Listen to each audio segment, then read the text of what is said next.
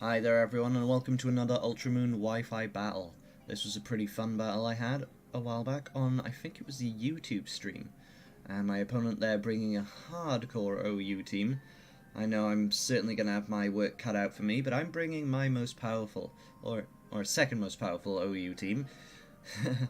With a bunch of lower monsters as well, of course, because that's my style. And yes, this is going to be an uphill battle. Let's see how it goes. I believe this is the Lucamine theme, as I am challenged by Pokemon trainer Lakeisha.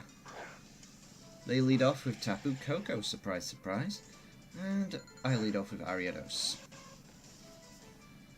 Well, so I'm going to want to get up my Sticky Web, of course, and what is this Tapu Koko going to want to do?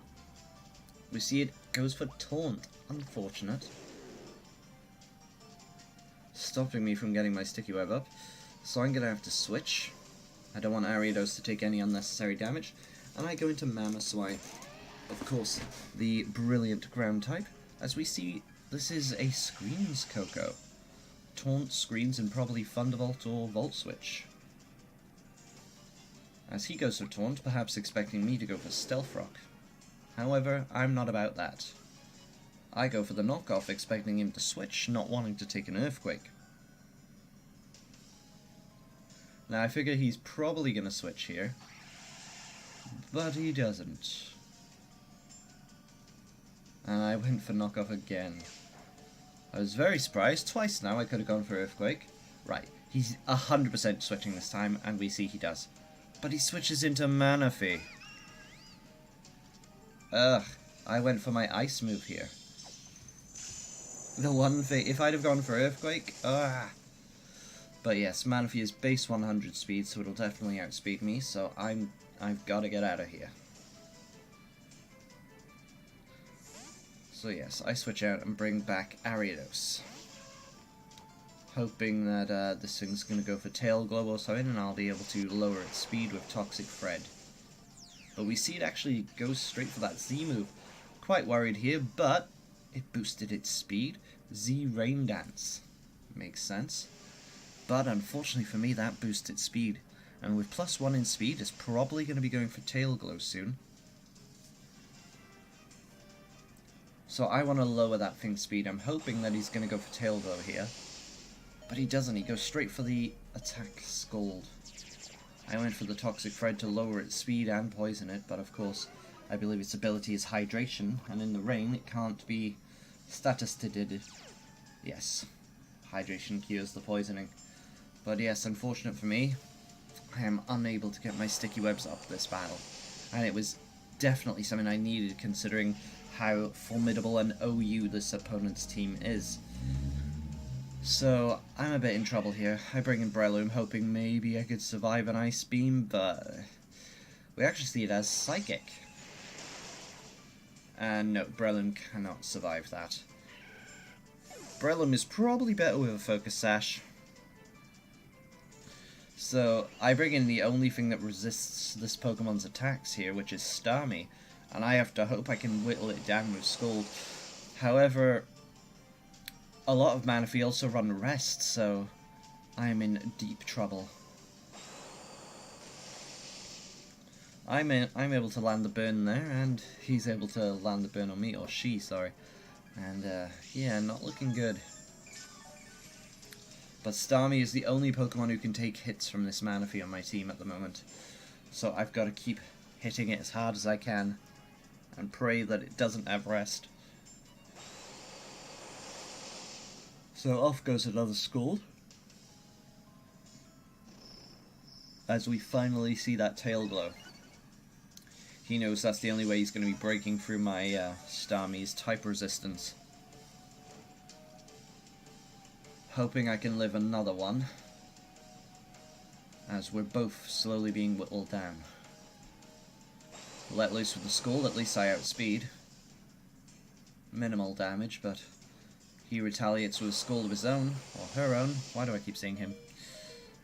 And I'm able to live with 3 HP. And thanks to the Leftovers recovery, I'm able to get out of burn KO range. So I know I'll be able to outspeed and attack one more time. But does he have rest? Does she have rest? Out it comes, and down goes Starmie. No rest, which is something I'm very glad to see. Otherwise this battle may have been over.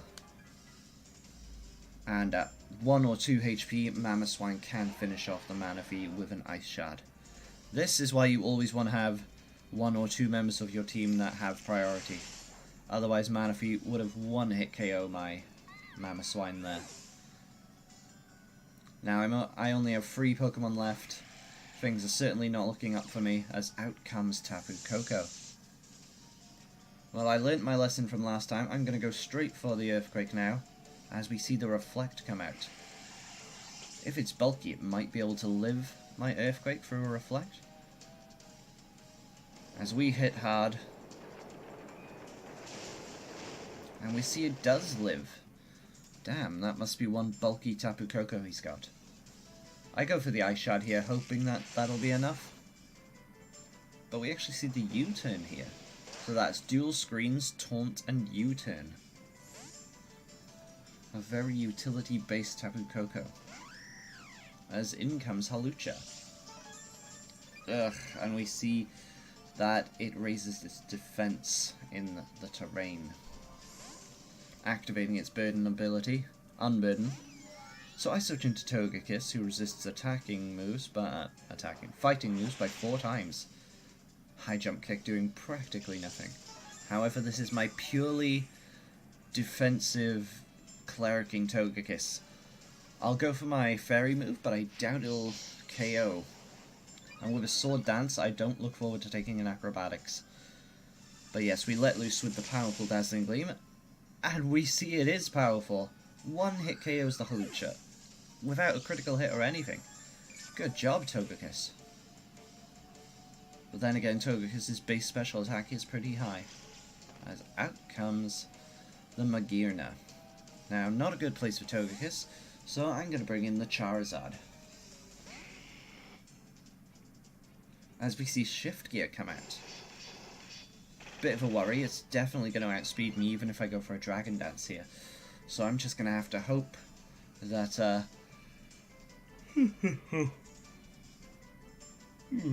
sorry about that. I'm just going to have to hope that a tough boosted Fire Punch is enough to take it out. And that it can't hit me with anything too hard. We see it goes for the Thunderbolt. That surprised me considering it just raised its physical attack. But luckily now I'm a Charizard X, I resist Electric. And we're able to take it out with a Tough Claw boosted Fire Punch.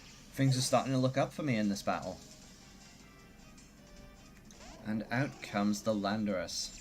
Not a good place for Charizard, and I am intimidated. So now I'm going to switch back into Togekiss. Togekiss, of course, not caring about Intimidate. And maybe we can do some decent damage with our Dazzling Gleam. And as a plus, we're immune to Earthquake.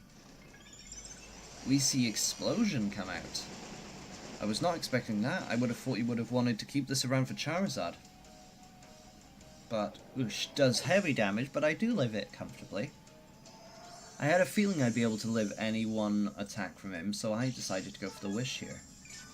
And boy does that Wish pay off. As out comes Zygarde. Zygarde, base 81 speed, I think?